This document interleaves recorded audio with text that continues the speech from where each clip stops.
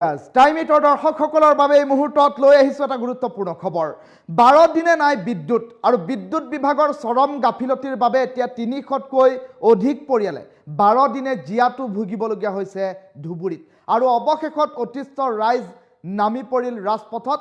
প্ৰতিবাদমুখৰ পৰিস্থিতিৰ উদ্ভৱ কৰিলে ধুবুৰীৰ একাংশ ৰাইজে। এই ডাঙৰ খবৰটো টাইমিটৰ দৰ্শকসকলক এই মুহূৰ্তত জনাইছোঁ।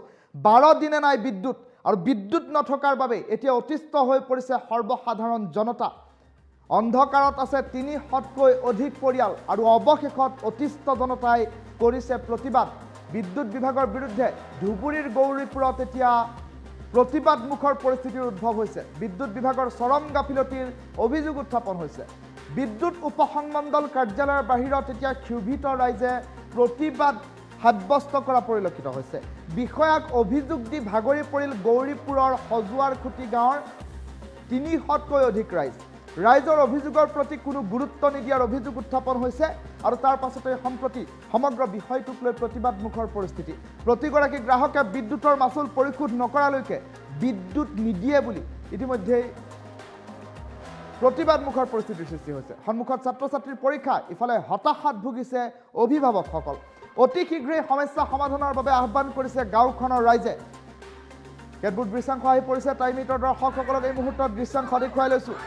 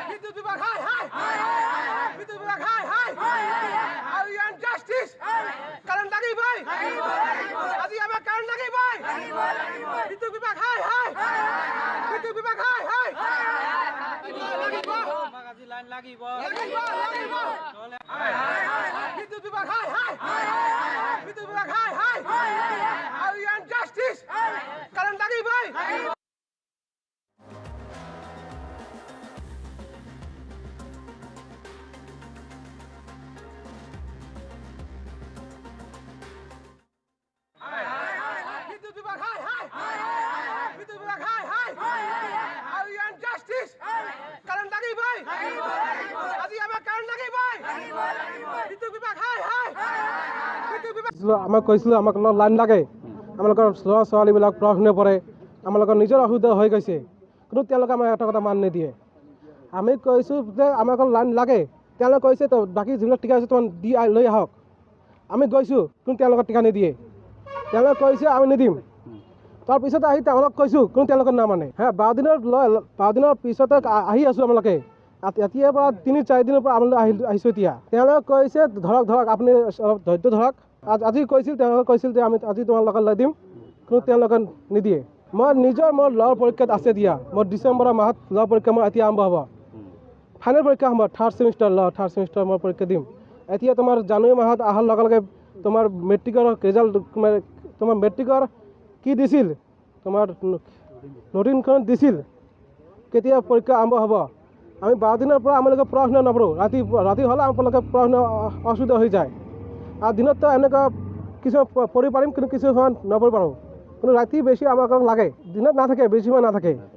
এতিয়া হয়তো 2-3 ঘণ্টা থাকে, তাৰপিছত 1 ঘণ্টা নাথাকে। এনেকুৱা আমাৰ অৱস্থা গাঁৱলীয়া অঞ্চলত এনেকুৱা চলি আছে।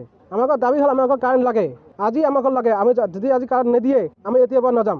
আমাক কৈছিলোঁ আমাক লাইন লাগে, আমালোকৰ ল'ৰা ছোৱালীবিলাক